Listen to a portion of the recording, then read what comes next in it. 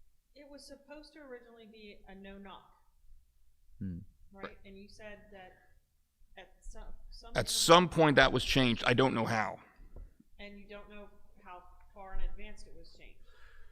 No, but the police officer are claiming that they did knock. So it's kind of, I mean, they're not claiming that they didn't know they were supposed to knock. Right. My point is if you're going out, what I would assume, if you're going out into a no-knock situation, and that's supposed to be the most highly dangerous situation, I would think they would be all geared up.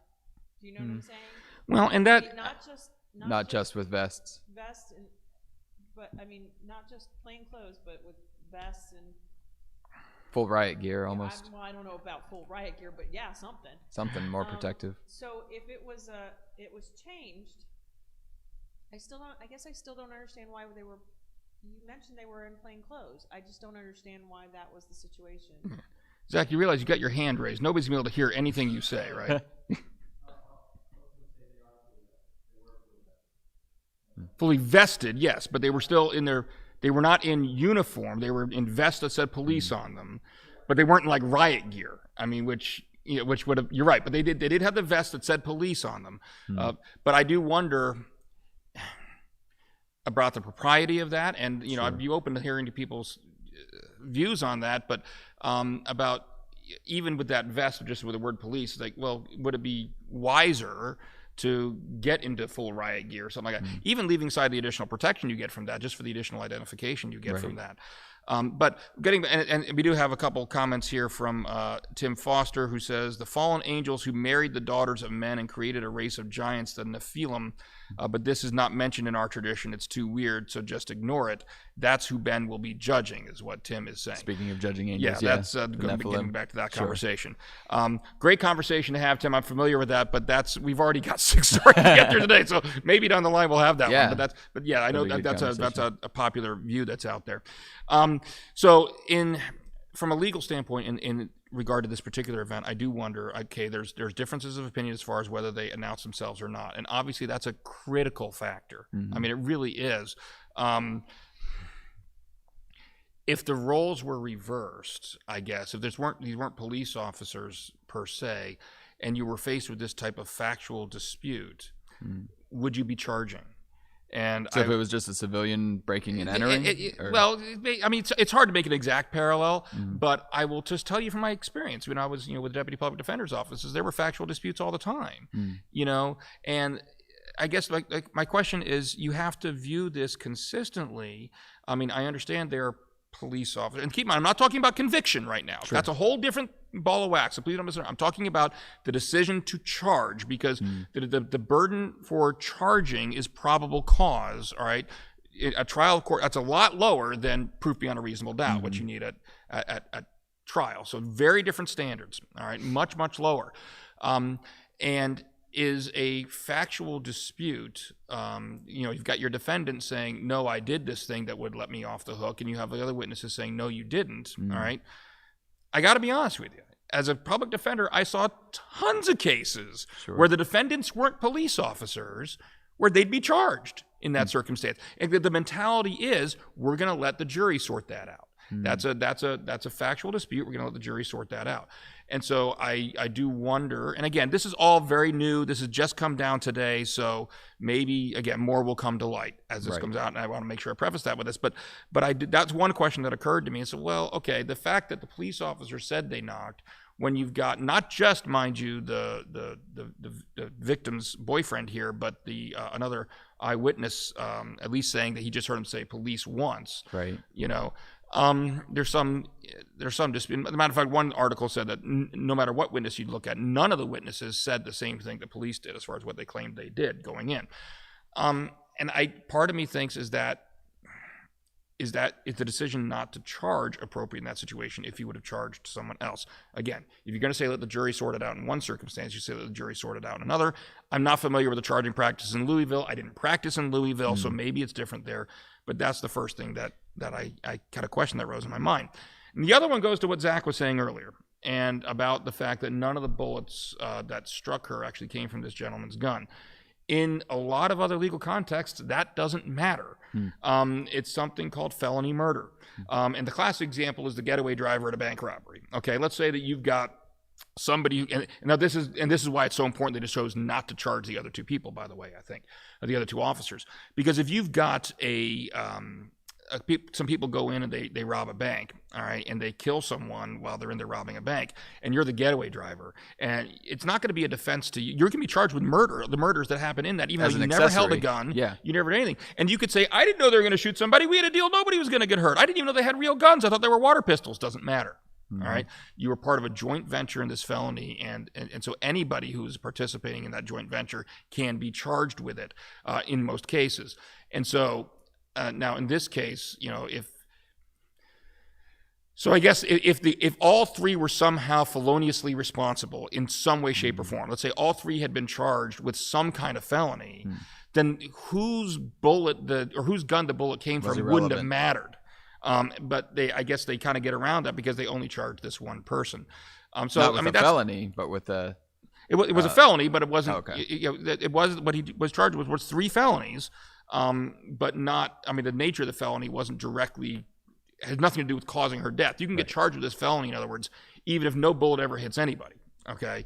Well, that speaks to the other question that I had as far as a factual dispute of.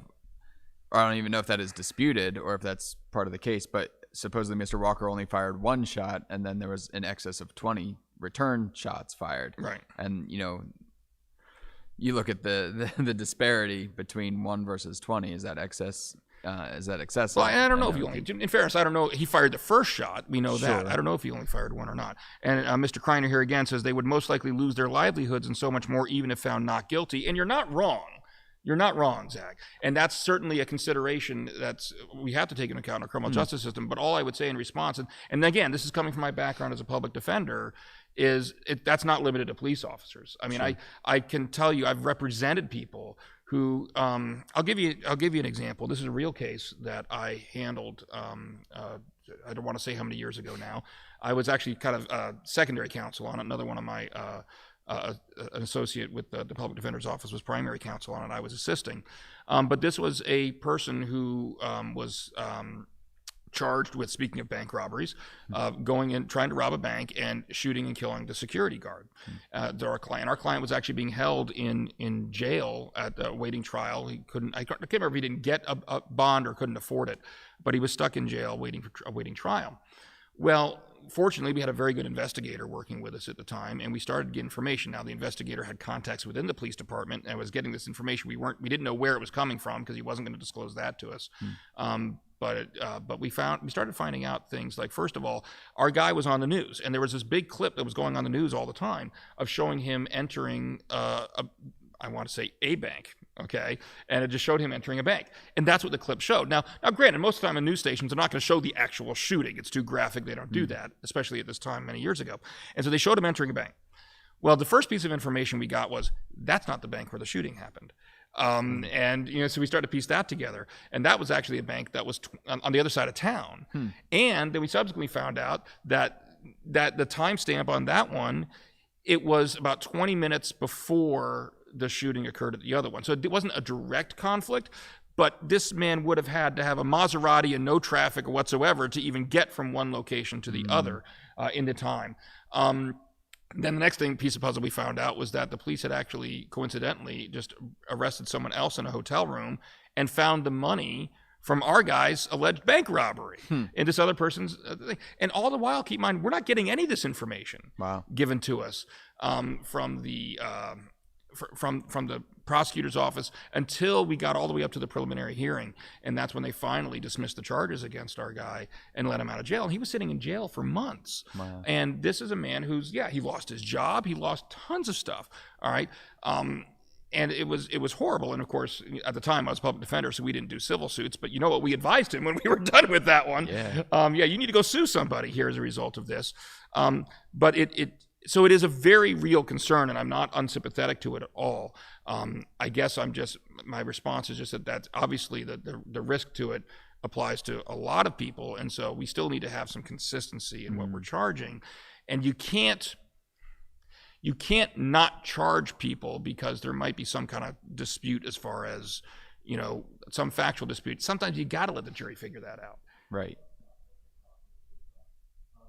To clarify, I don't bring that up necessarily as a reason to look at for charging or not charging. Zach's talking for those that can't hear. Just to note the way that's the way that the social and political climate is right now, that's just how we treat everything, and we kind of have a climate where everything is taken to an extreme. Everything is 0 to 100. It's a trial by mob, really.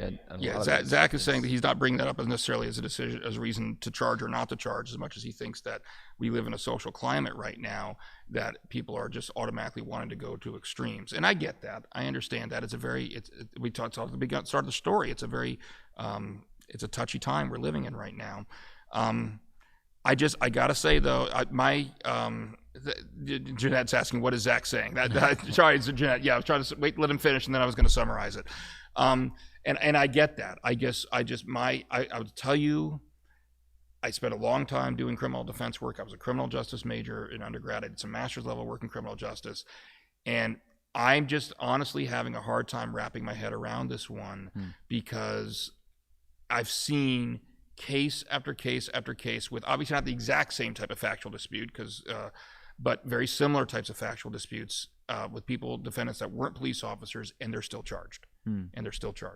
So, I mean, that's, I admit my biases lots of times, and maybe that is one, but that's why I'm having a hard time wrapping my head around this. Now, we've been going on forever, and this show's going to go long. I know it's going to. Yeah. But let me ask you, I'm going to shift the focus a little bit, because here's, we've been talking about this, from our personal opinions, legal opinions, all this kind of stuff.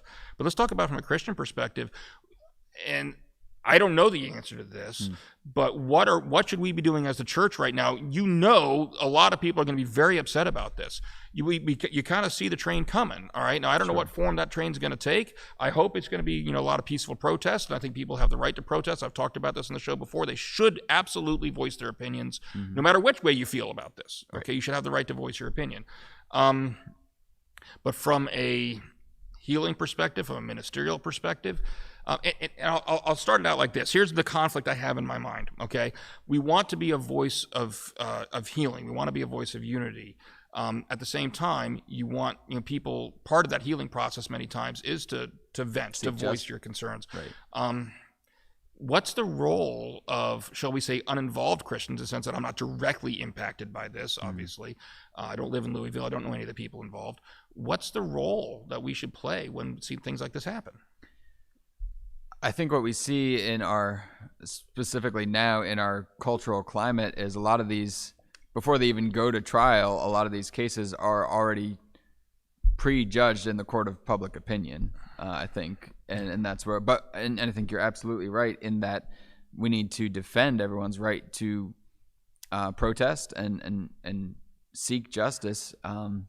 We should absolutely do that. And where, in some cases where the justice system has let people down, I get that faith in that is shaken at times. From a ministry, from a Christian perspective, I think we need to be careful not to feed into the hatred, especially with a case like this where there's so many disputed facts. We need to be a voice for healing. Yes, also a voice for justice. So there's this tension between, what does the Lord desire? To seek justice, to love mercy, and to walk humbly with your God, right? Well, I think the third one kind of encompasses the other two. If we walk humbly with our God, then those other two are going to come more naturally.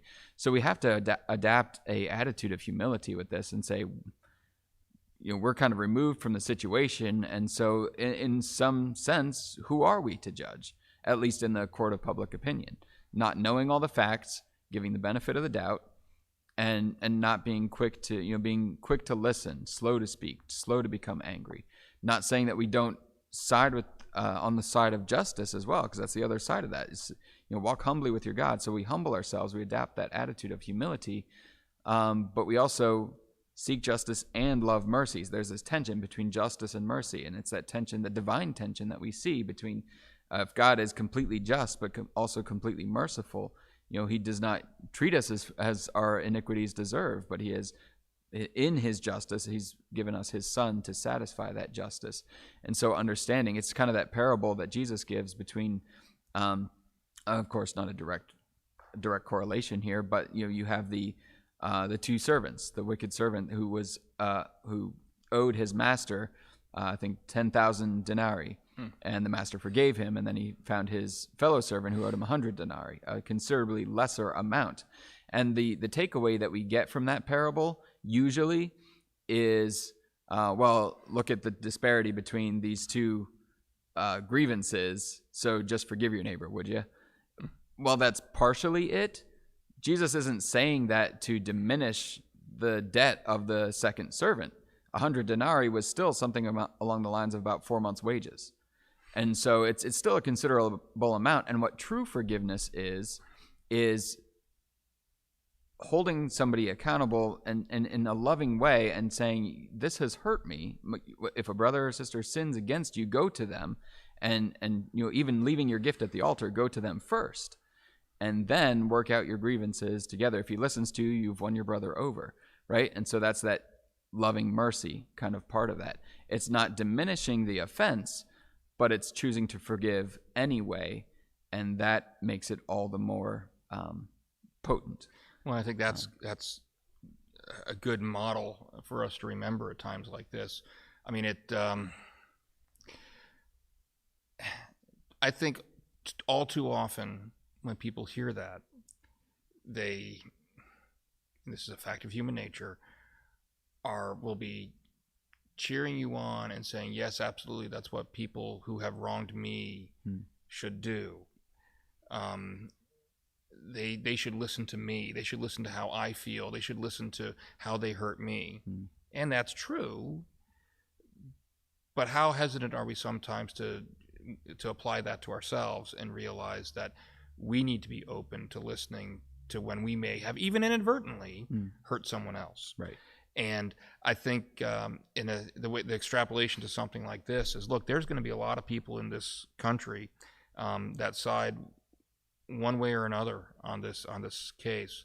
And unfortunately, I agree with Zach. The culture that we've got here is it's very divided. And I think that we live in a culture now where people, pick your side and you stick to it, and you don't even listen to what anybody else is saying. Like I've said on the show many times before, I think as Christians, what we need to try to do is try to be empathetic. Now, showing empathy doesn't always mean you're going to end up agreeing. Right. It doesn't. But it means you're going to listen. Yep. You're going to listen and try to see things from someone else's perspective. And so I think a role we can play as Christians is, number one, to not participate in the rah rah sis boom bah, this is my side, and all the rest of you need to be demonized side of things. Still standing for justice, but with gentleness and respect. And number two, to try to you stand for what's true. And I have no problem with people saying what they believe to be true. I mean, I think I said it in my first part. I tried to say that I have questions about why these men weren't charged. I do. Okay. That doesn't mean I'm not going to be, have a sympathetic ear and listen to people that are, thinking that there was no way they should have been charged. We can listen. And I think what we can do as Christians is try to be that voice that says, all right, let's try to show empathy, try to see things from other people's perspective, because we don't have to agree all the time to still be a unified body. Yep. If that makes sense. Maybe I'm not being very eloquent, but what I'm trying the best I can. But I would agree. Yeah. So for those of you that are watching, yes, I see my wife saying we've already been going on for 35 minutes. And those of you that are joining us here late may be noticing why the lower third graphic, that's what we call the little words at the bottom of the screen, just say comment in the live chat, and they don't say anything about the story we're talking about. That's because we were talking about the Brianna Taylor story that just, the charging decision just came down today. It wasn't originally on our agenda to talk about, but we felt that we really should. I've been so busy today, I didn't even know it came down today. And part of me, I remembered it was supposed to come down, but Pastor Jay actually reminded me in the parking lot today, pointed out to me that it did. And it's like, and he asked me if we were going to be covering it. I says, I think we have to.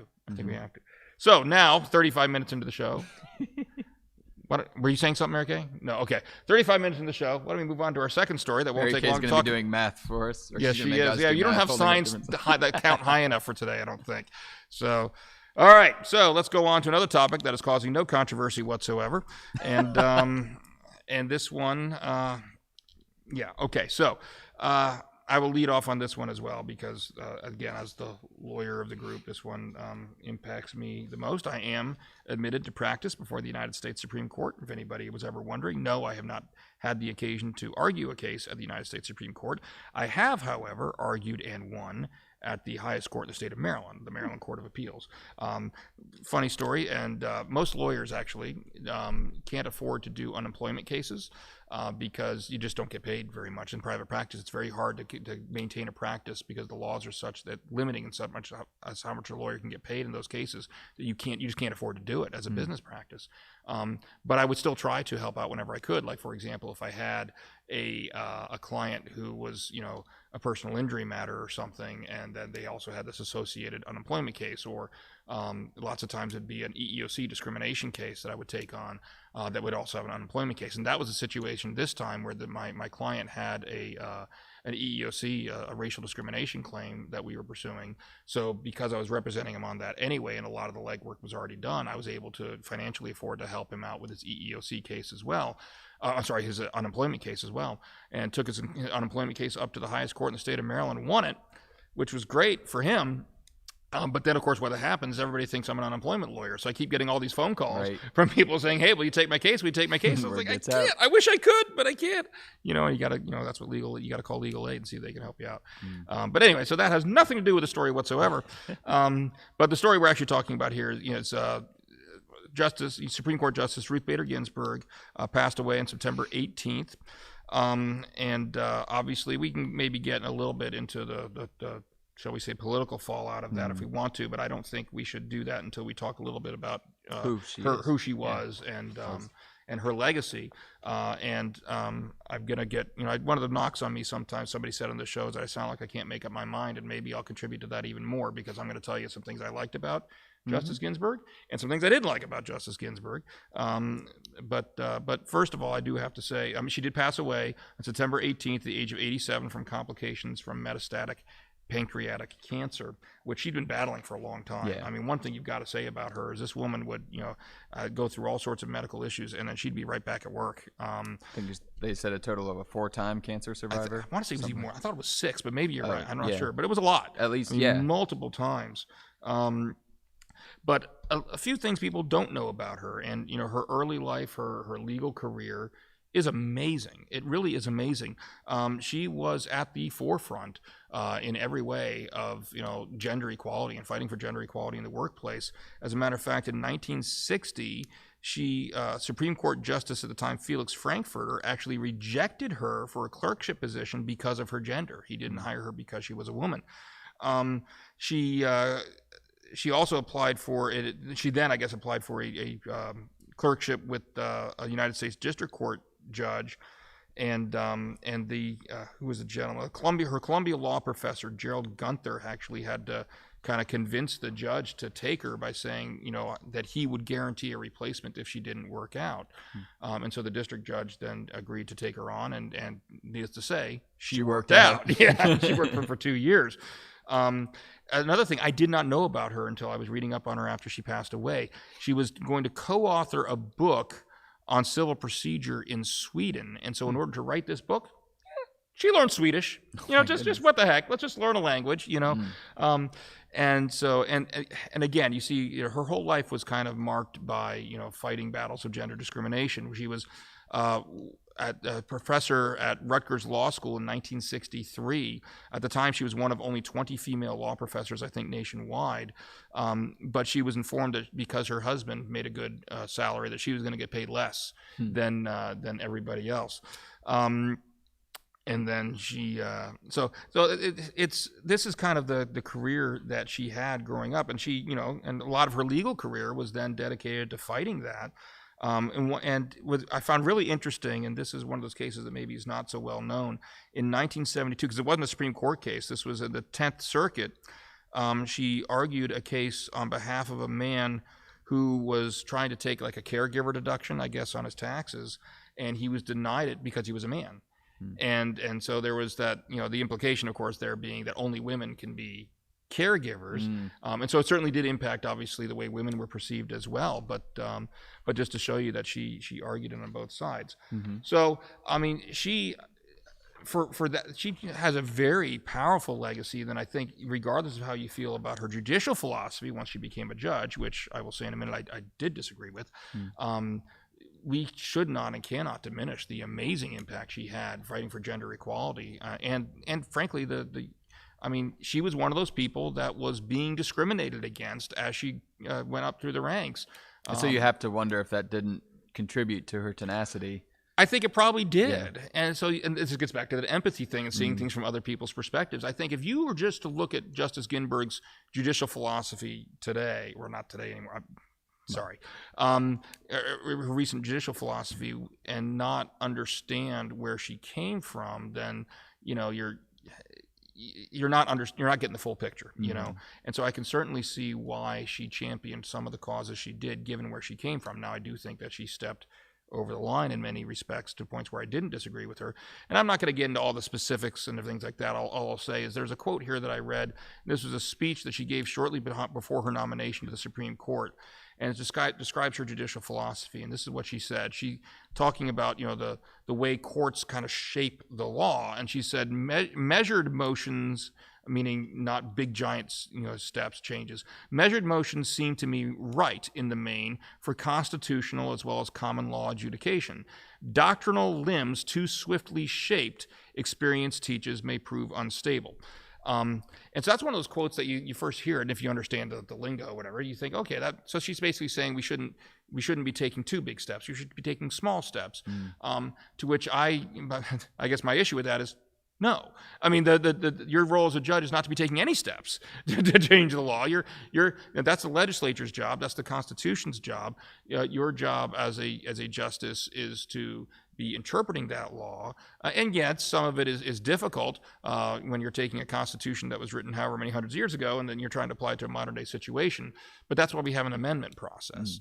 And I think part of the reason we don't see constitutional amendments happening anymore, and there's not a taste for them, is because we bought into this idea that the judicial system can kind of guide that and can take something that was written and says one thing and read more into it than it really does say on the plain face of it. And so I just don't agree with that her judicial philosophy, and I think that has shaped a lot of her decisions over time. That no, the law, the role of a judge or a justice is to take what the law says and interpret what the law says and apply it to these particular facts. And if the law does not clearly say something, you may feel that it should, but your job as a justice is not to change that, whether by measured motions or giant ones. Right. Your job is to say, you can say in your opinion, I think it's unfortunate that it says this, but it says this. And I'll give you a case in point. There was a case, Ledbetter versus Goodyear, where I read up on that one. Where she wrote a very vicious dissent, and basically the idea there was about a statute of limitations and whether women who felt that they weren't getting equal pay, all right, when the statute of limitations began to run. Statute of limitations, for those who don't know, is you have a certain period of time to bring a lawsuit. If you get hurt on day one, you can't wait till 20 years from then to bring the lawsuit. You have a statute that limits how long you can do it. Well, the question is, if you think you're getting paid less than you should be, when does that statute of limitations start to run to measure how long you have to file that lawsuit? When the paycheck comes out or when you find out about it? And what that decision said was, well, the way the statute of limitations is phrased, it's when the paycheck comes out. And she was vigorously opposed to that. And I understand why. It's completely unfair. I agree with her, it's completely unfair.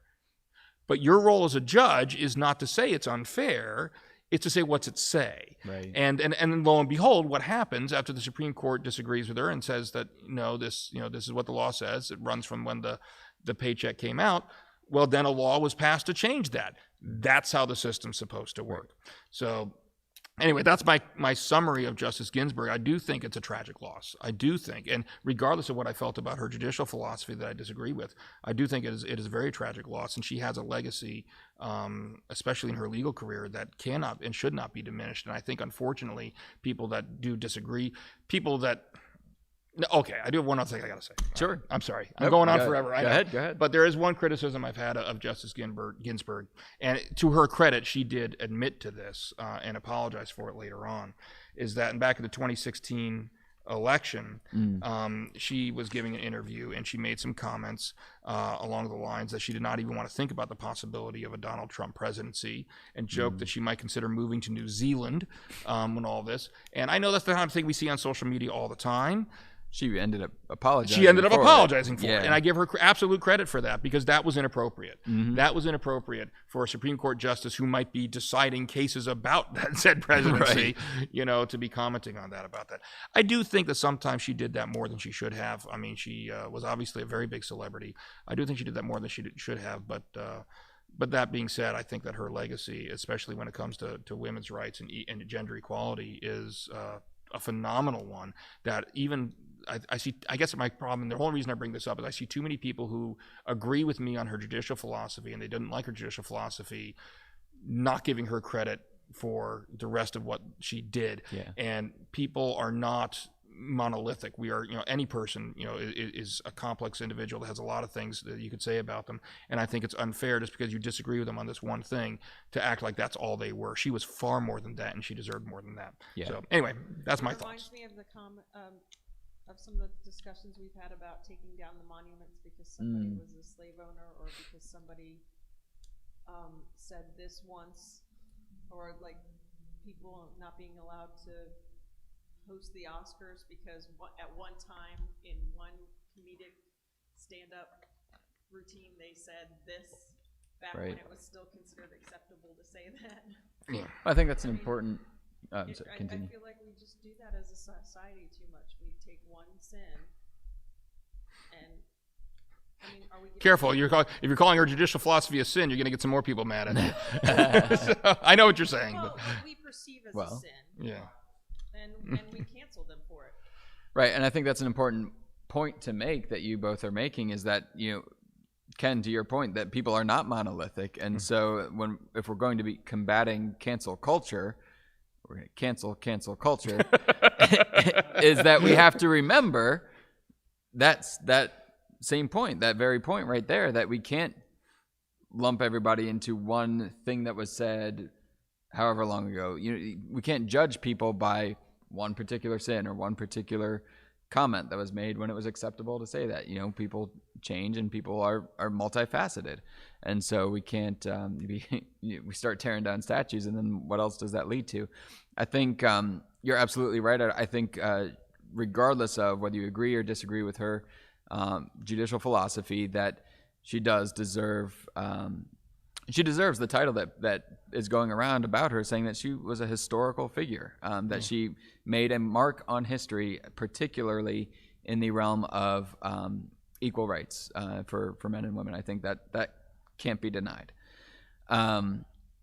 Maybe now, if we venture into that judicial philosophy, I think you kind of hit the nail on the head a little bit as far as I was perceiving it as well, with the quote of making measured steps, and that kind of speaks to at least my perception of what was probably her judicial philosophy, that those measures, that it's more of a progressive liberal philosophy, that it's progress for the sake of progress, that you have to keep moving. So it was very effective for the equal rights movement to be progressive, to have that progressive mindset that we need to work toward, progress toward equality, and that's the end goal in mind. But if you start to have a liberal progressive ideology just for the sake of progression, and if progression becomes an end unto itself, then where does it end? What's the goal in mind?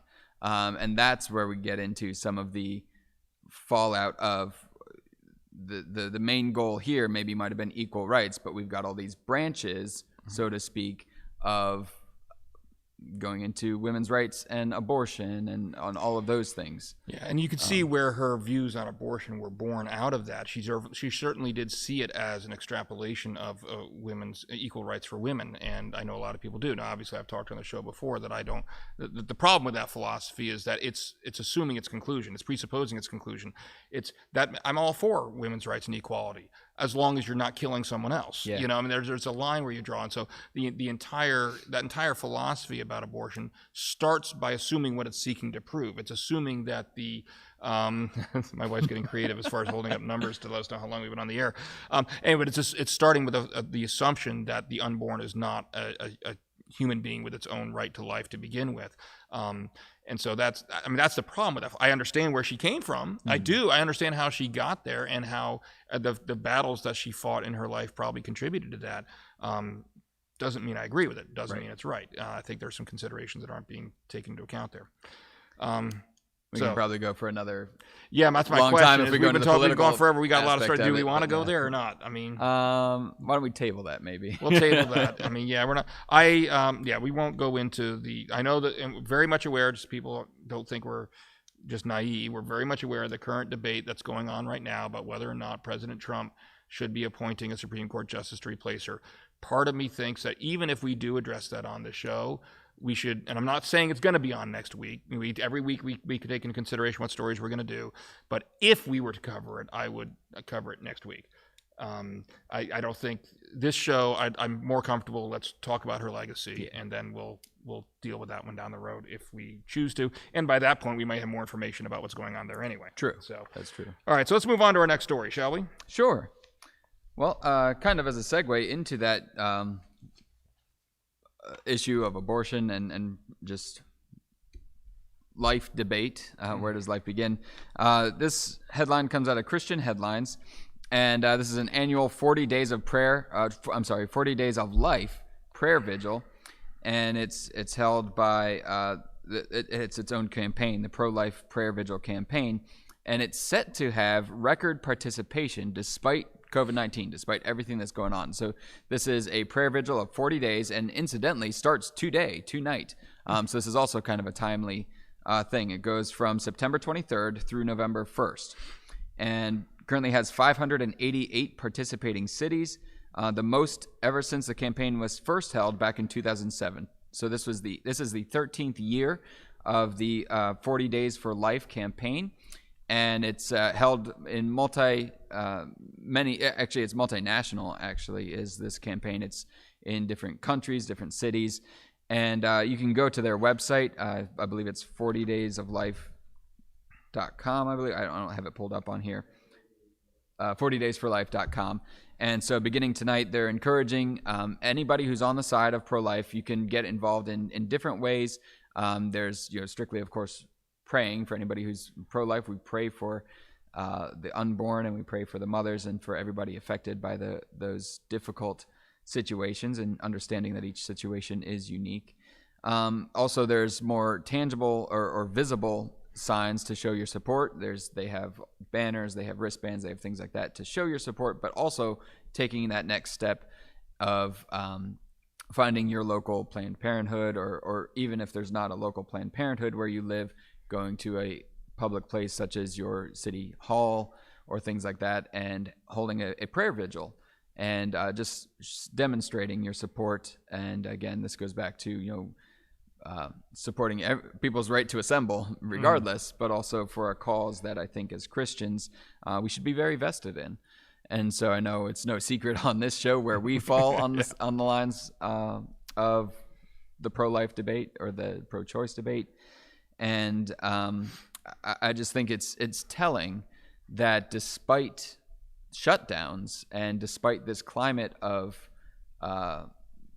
activism and unrest, civil unrest, that this is the most highly anticipated attendance ever. So I think it's shown kind of what people are waking up to. And I did wonder about that. How are they measuring that? And I don't know. Most attended, okay. But does attended including somebody who's just downloading a picture and putting it in their window, or is it just so you're attending these particular live events? I think there is a process that you have to go into if you're going to hold a event that you have to register with them. Okay, and so kinda so by do that. most attended, they're referring to the physical group events. That's guessing. what I'm assuming from this, but I'm not sure. Yeah, I mean that I would assume so, but it's not entirely clear. But yeah, I mean that obviously I do hope people are being safe about it, but the need to speak out, in defense of those who can't defend themselves does not stop just because we're in a pandemic, and abortions aren't stopping just because we're in a pandemic. And so that's whether it's this issue or any other issue that the church is involved in, it's kind of like, the need to feed hungry people isn't stopping because we're in a pandemic. So the church still has to be the church. And part of that in this situation is, being a voice for the voiceless, whether in this case be the unborn or someone else who doesn't have anybody to advocate for them. That, we need to do that. And so, again, I encourage safety, obviously, about it as much as is possible, but I'm not opposed, and just so people don't accuse me of hypocrisy, I have not been one of those that's been out saying like, oh well, if everything's so bad, then you shouldn't be out protesting for Black Lives Matter or something like that. No, I encourage safety, but we have, you want to be as safe as possible. I do think people should be wearing masks, things like that. But I don't think that you shouldn't have your voice heard. I mean, the world hasn't stopped moving. And so we do have the right to have the voices heard, especially for a situation like this where we're speaking up for those that don't have a voice. And in many states, at least in the U.S., as far as abortion is concerned, despite the lockdowns, many abortion clinics have continued to run. I don't know if it's at full capacity, but continued to run throughout, never shut down whatsoever. And so I think you're right that the need to speak up for those who can't speak up for themselves is still ever present.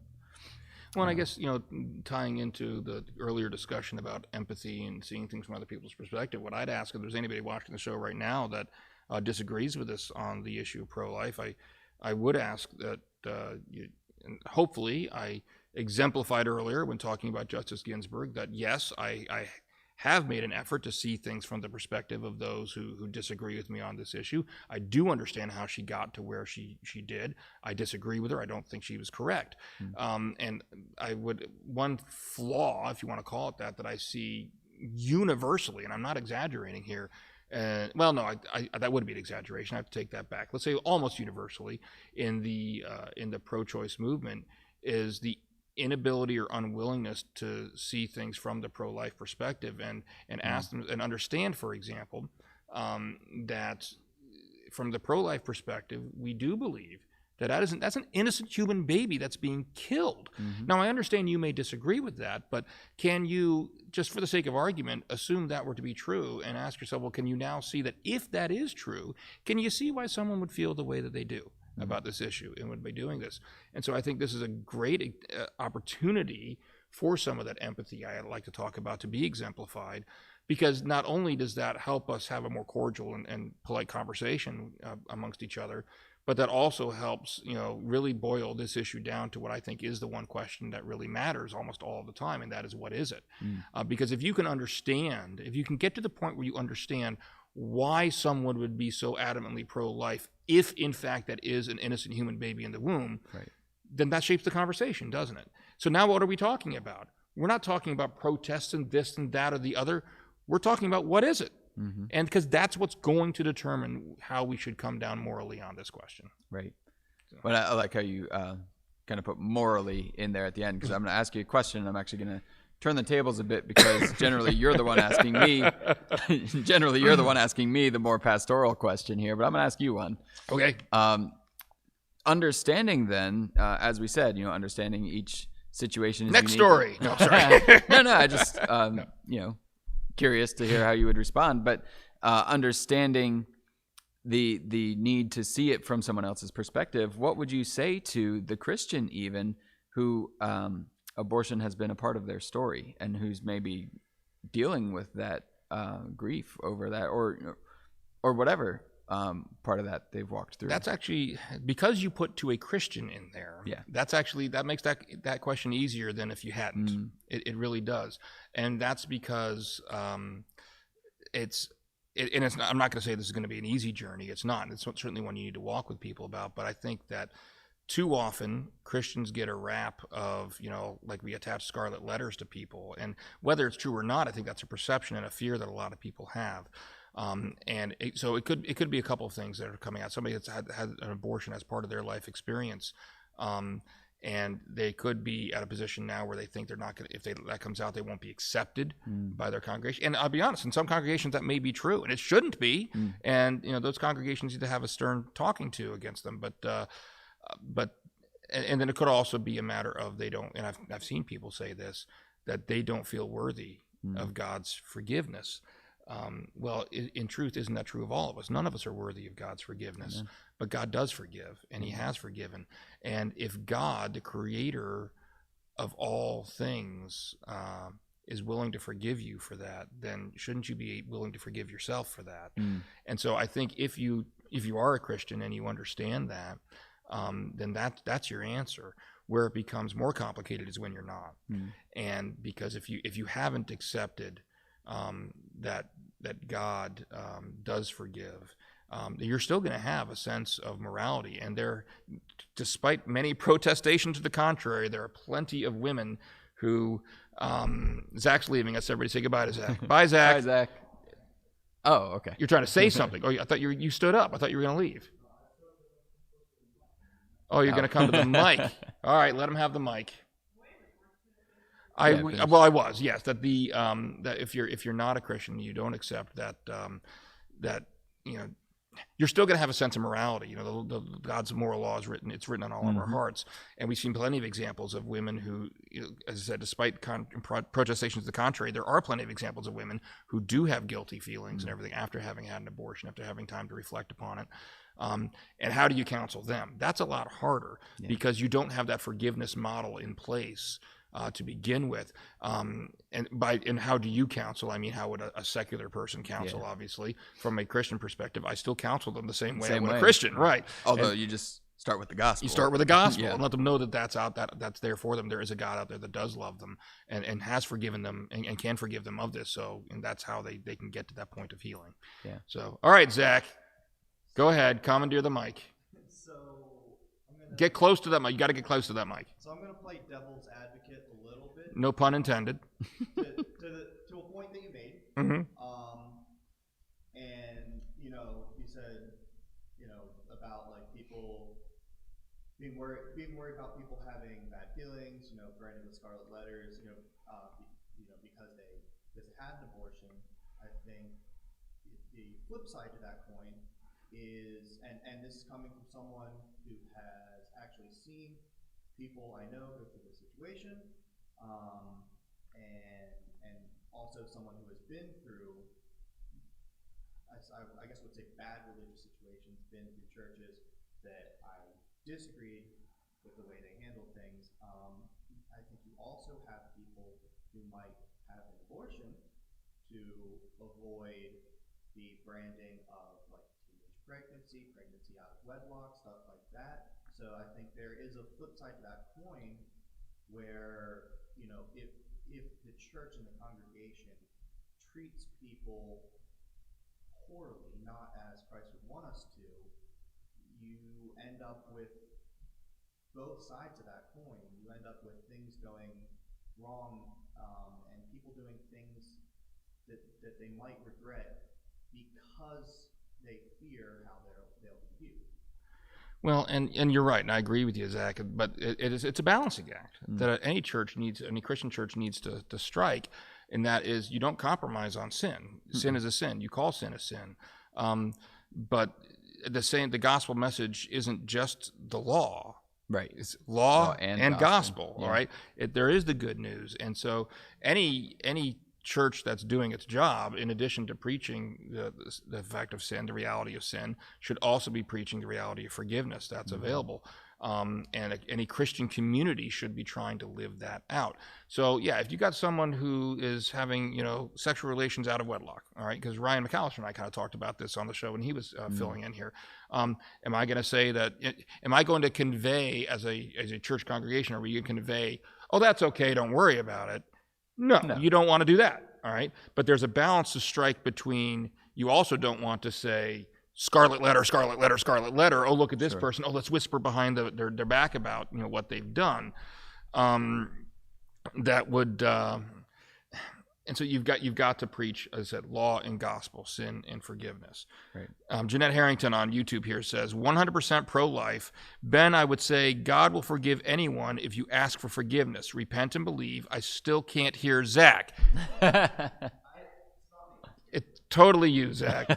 I'm curious, Jeanette, if you heard him, if that comment was made before he went to the mic. So let us know if you could. Well, here, 2 questions for you, Jeanette. Number 1, could you hear Zach this most recent time, right before I started talking, when he was talking? In the mic. He supposedly was talking into the mic. And then number 2, could you hear Mary Kay when she was talking earlier, because she was talking into the same mic? Because that will tell us whether it's a mic problem or just a Zach problem.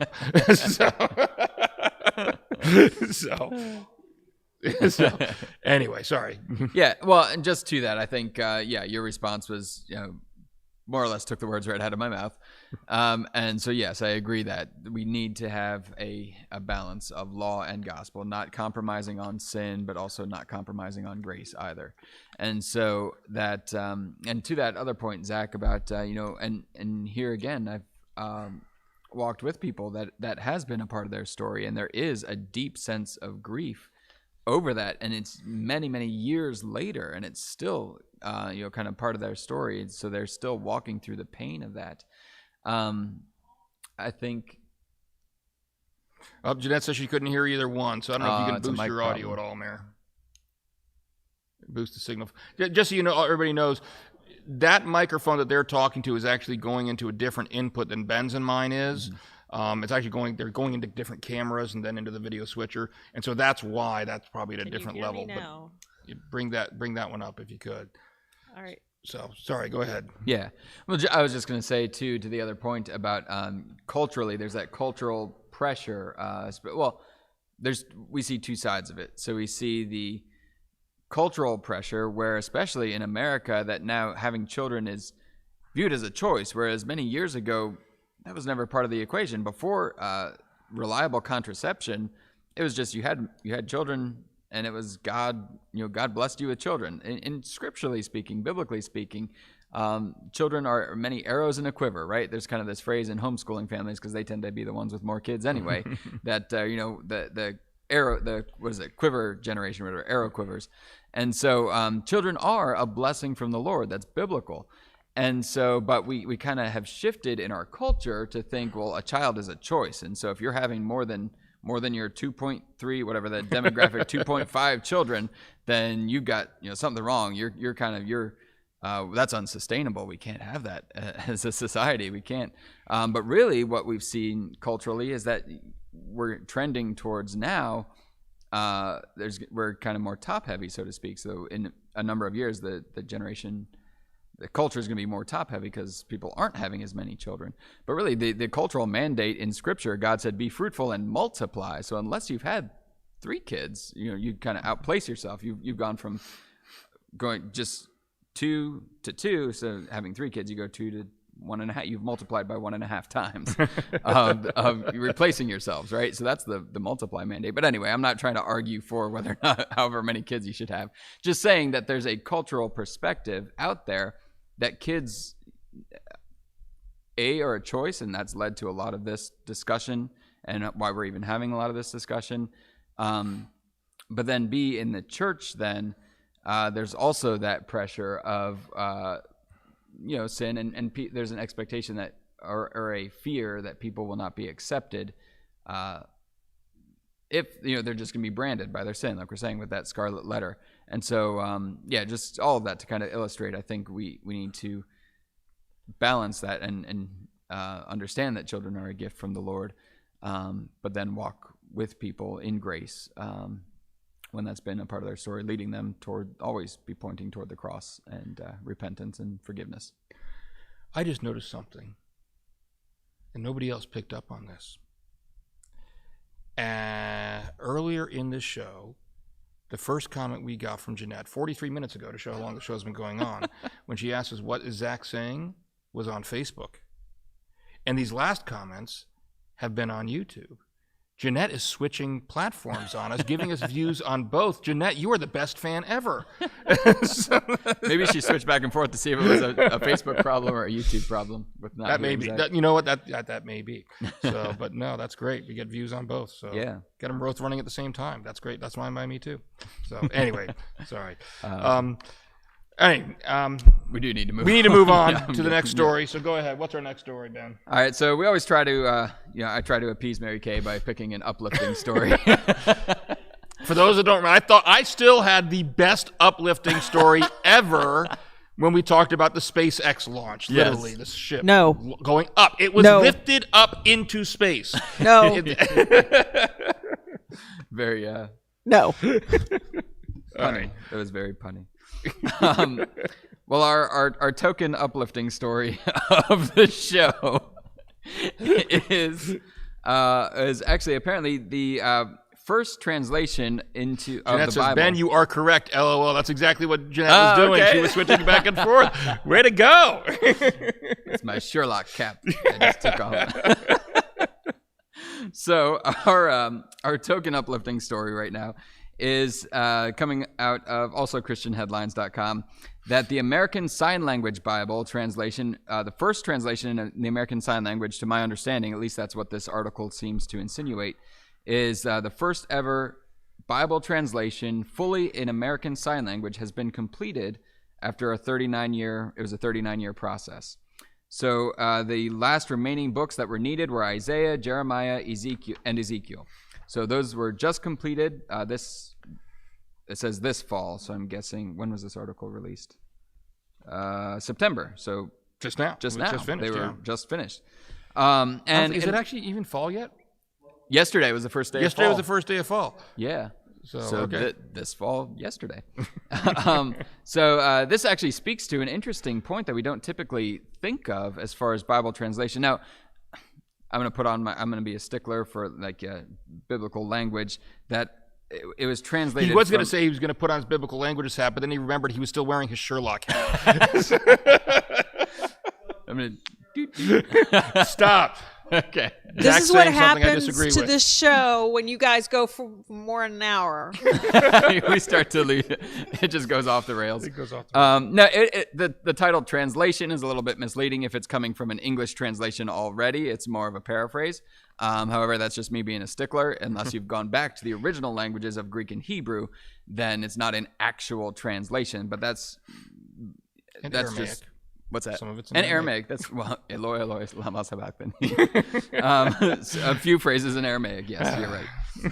And then, so it's not a true translation, although it's a translation. Actually, even still, it wasn't, and that's what we see with languages. We've talked about that on this show before. There's not a direct one-to-one correlation between languages. So even, from Greek to English or Hebrew to English, there's not a one-to-one correlation. So part of the job of a translator is, a translator is also to be an interpreter, because you have to different languages have different syntax and use different vocabulary, and so you have to kind of choose the words that fit best, because there's not that direct correlation of words.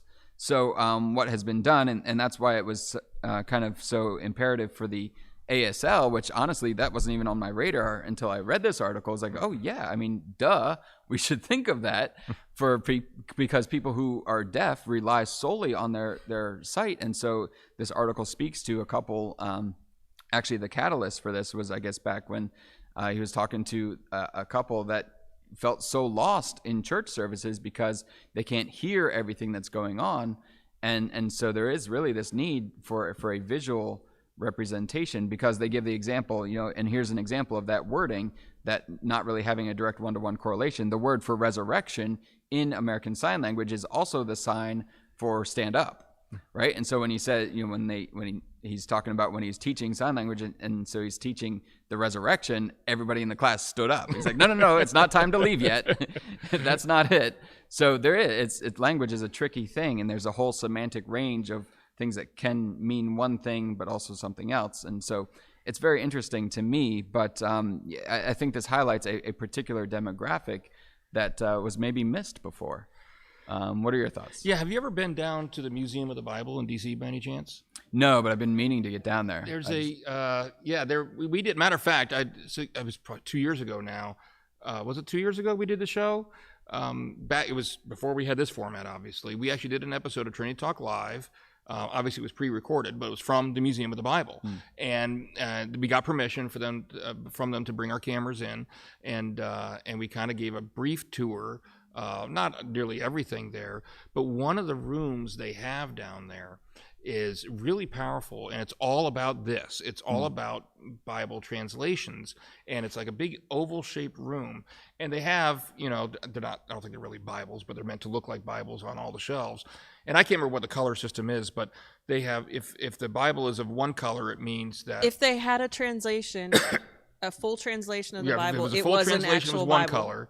Partial translation was a different color. If they had the full translation, if the full translation existed, they had a copy of it there. Did they? Okay. Yes. Wow. But the room was designed to give you a visual representation of the number of languages that the Bible has been translated into. And I just Googled it, and according to this, it's 698 languages. I'm not sure if that's just full translations or not. Is that up to date with this? Because it would be $6.99. Probably not. $6.99 now, I guess. But it's really neat room.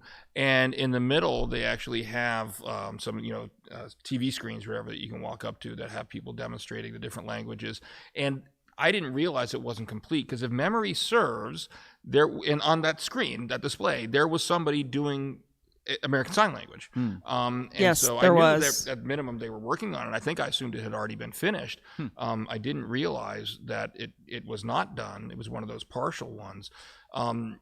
But this is, what this illustrates for me, and I've talked to several missionaries over the years that are working in overseas cultures, and one of the biggest issues, obviously, is just a lot of these smaller tribes and everything, for example, don't even have a written language yet, and so you've got to figure out a way to first create a written language for what they're speaking, and then also to then overcome these syntax issues that you have, where it's not necessarily a one-to-one translation. How do you do that? It's very challenging. And of course, first you've got to generate a relationship with these people, because they're not going to take kindly to some stranger coming around trying to figure out, hey, I'm coming in day one, let's get you a written language. It's just not going to work. Yeah. And so it doesn't surprise me that it's taken this long to do it, because it's a very challenging process, and it's a big book. Yeah, that's true. So 66 of them. But I am thrilled to hear that this is done, because one thing there was something else that was mentioned in here that the gentleman, and I can't remember if you mentioned this or not, Ben. If you did already, I apologize. The Dwayne King, the minister who kind of started this back in 1981, said that he actually met someone that didn't want to come to church because they didn't understand what was going on. Yeah, that was kind of like the catalyst. Right, that was the catalyst for it. They were, I think it was a deaf couple, but and so that was kind of like, oh, there's this need for it, and we're supposed to spread the gospel to the corners of the earth. Well, one big tool to be able to do that is to have a Bible in the language that these people can understand. And historically speaking, that's part of a main reason. We give Martin Luther a lot of credit, which he should be given a lot of credit for. Wait, Lutherans giving Martin Luther credit? You're going out on a limb there now, Ben. Right. But for the safest comment ever made on a Lutheran television program. So, go ahead. But we give him a lot of credit. But also Gutenberg, the Gutenberg press, was a big part of why the Oh, you just sent me down a rabbit trail, Ben. No. Okay, it's sorry, Mary Kay, but I got to say it. Go ahead, finish your thought. By the way, Jeanette Harrington does say she's now hearing you very well now, Mary Kay. Good. Awesome. Problem fixed. But that was a big reason, having the Bible translated. And of course, Martin Luther was one of those who translated into German, especially so that the common people could read it. Get the Bible. That was his whole philosophy, was to get the Bible in everybody's hands so they could actually read it and understand. So it's it's very important. All right, so here's my rabbit trail. You ready? Sure. All right, so you mentioned the printing press, Gutenberg and the printing press. Yeah. Well, there was a meme. I responded to this. It's one of these Christian groups I'm on Facebook, probably last week, I think, maybe the week before, where the meme was basically someone holding up a book of the Bible and said, "This is a Bible," and holding it with a phone and saying, "This is not." And I took issue with that. I think I see where you're going. And I said, well, wait a minute. What this does is it allows more people to have access to the scriptures than that may not be able to have access or desire or whatever to have the physical book. Because everybody's got one of these. And so the ease, you can go on, I can't do that math, Mary Kay. She's got the point, she's got to hold up two numbers. All right. But how long? But but seriously, but the idea is that you've got this, it's a lot easier. If you've got a phone, I'm going to do science in Kirk. If you've got a phone, you've got a lawyer. No, if you've got a phone, you've got a Bible. You know, you can download them for free. You know, I don't have to go to a bookstore and buy one, or maybe I don't have time to go to a bookstore at Amazon or whatever. You've got one for free on your phone.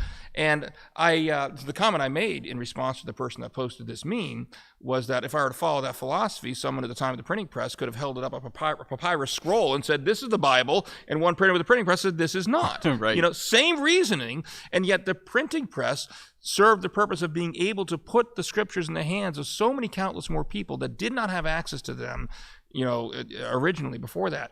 And so it completely fell apart and kind of annoyed the heck out of me. Total side note, I'm done. That's it. All right, so yeah.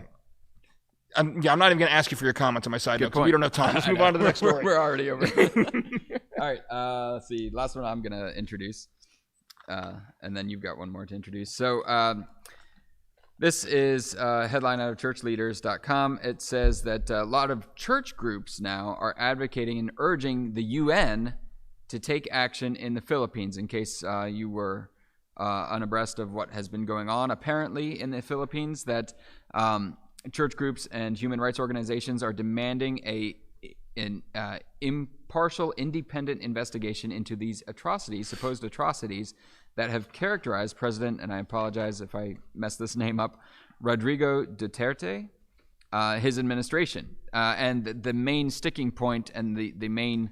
You're not going to wonder if you got to apologize for mispronouncing a name for somebody who's just killing a bunch of people. I don't know. That's if it is possible, as far as it depends on you, live at peace with everyone. So I'm going to try to pronounce your name correctly. I don't agree with what you're doing, but anyway. So the main what they're is saying is happening is these extrajudicial killings. In other words, killings that are happening committed by government officials or vigilantes without court sanction. So they're not even executions, they're just extrajudicial killings, just going out and killing people wholesale. And so it's increased purportedly by 50% during the pandemic shutdowns. The official number of killings that have been, I think it's in here, or maybe it was on a different one, was between, I think, 5,000 and 8,000. Between 6,000 and 8,000 was the official government data that was released by the Filipino government, was between 6,000 and 8,000, but certain human rights groups estimate that the number could be as high as 27,000. So there's a big disparity there between the actual death toll. But at least 300 political leaders, 134 human rights defenders, 50 lawyers, judges, and prosecutors have all been murdered under this regime. And so there's an outcry, and even being led by church groups. Actually, it does list here specifically the groups who have approached the UN about this, and it was, I don't see it in here. I know it is.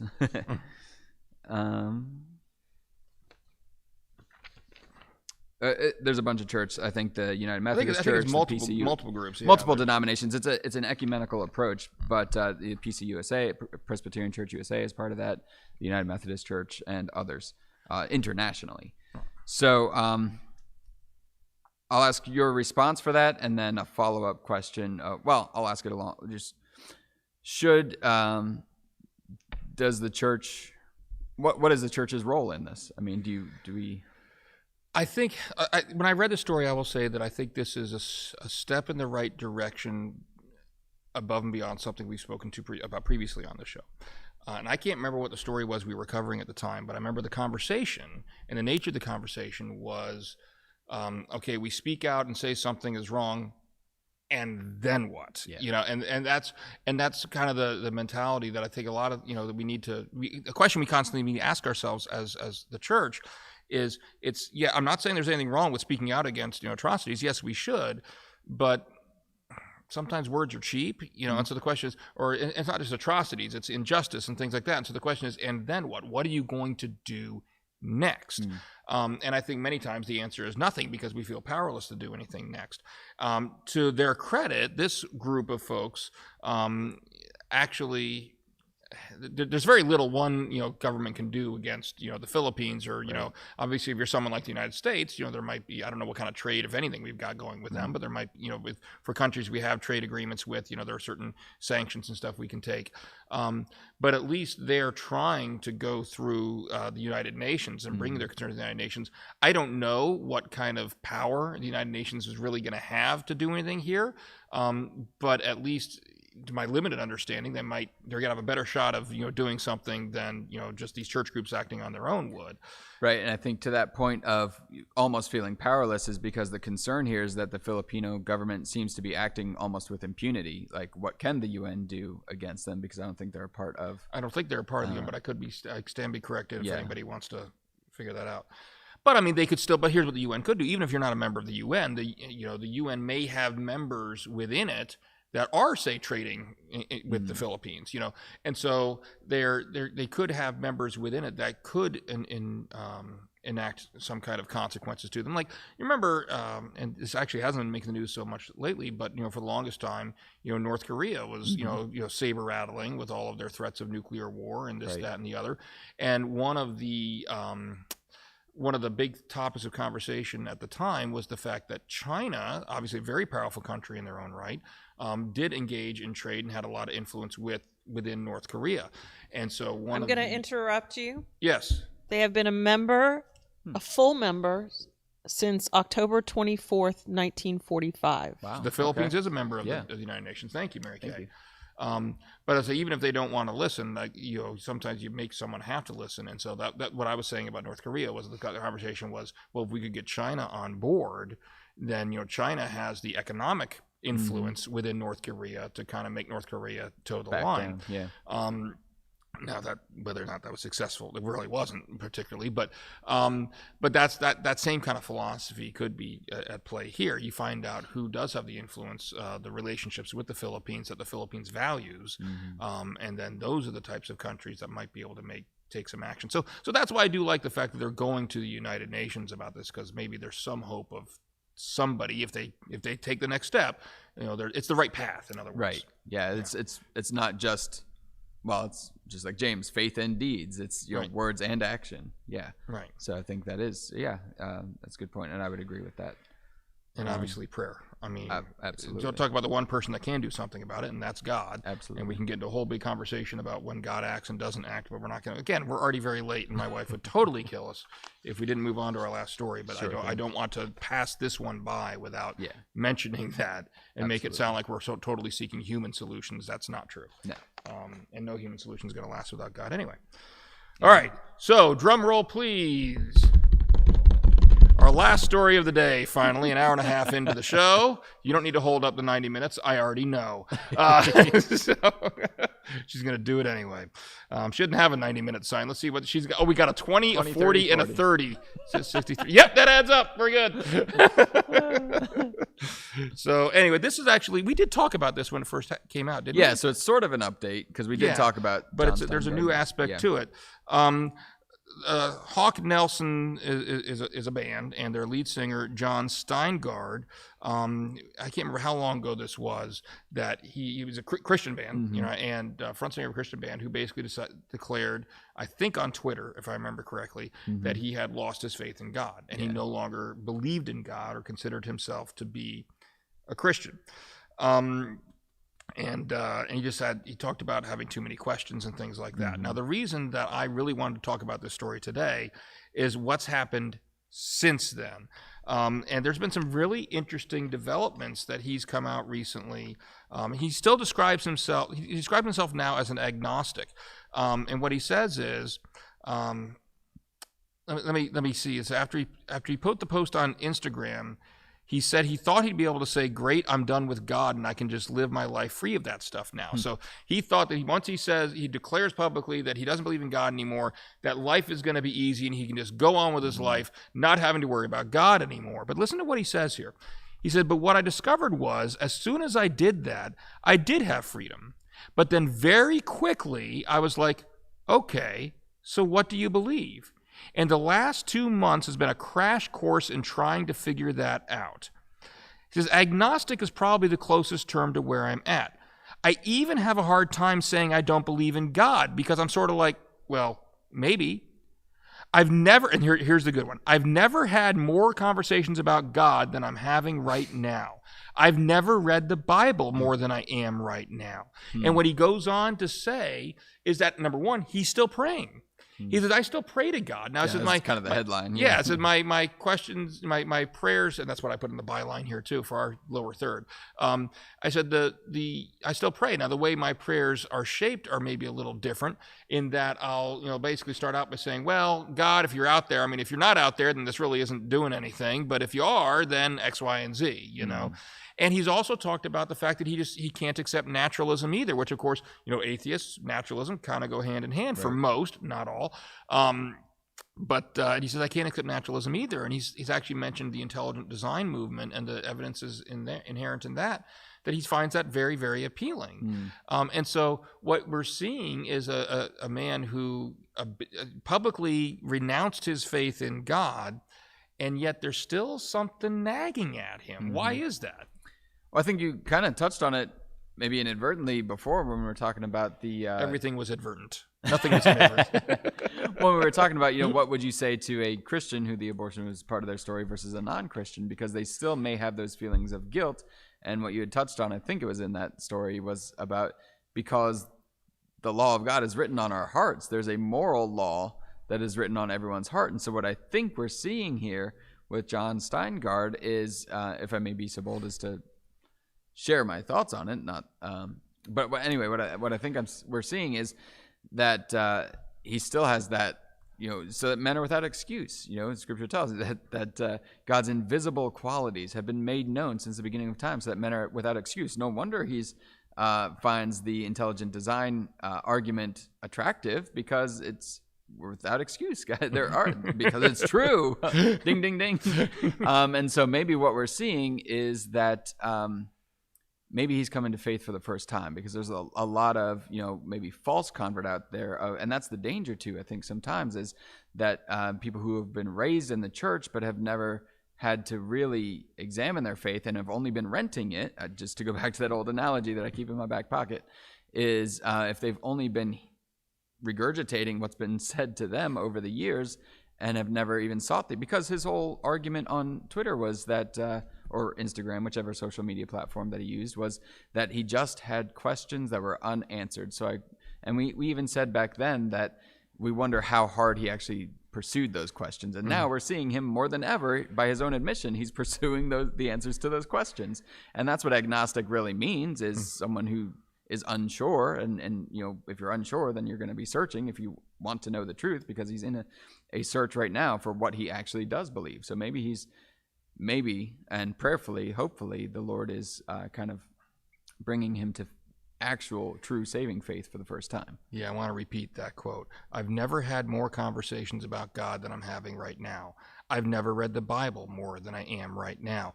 And you're talking about a person, and you're absolutely right. I remember that as well, where he was saying he never really got answers to these questions.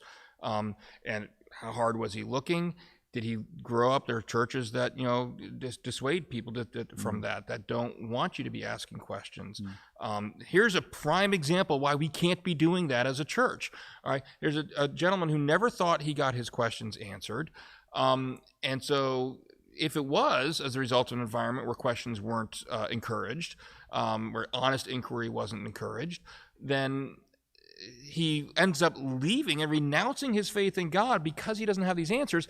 And it's ironic that it's only after he does that now he starts seeing some answers to his questions, and he starts looking into it. Maybe more people are reaching out to him. I don't know how it's all coming about, but specifically him talking about how he's finding the intelligent design movement appealing. Yeah. How was he not exposed to that beforehand? That was a big question too. It's kind of a glaring omission there. Yeah, You know?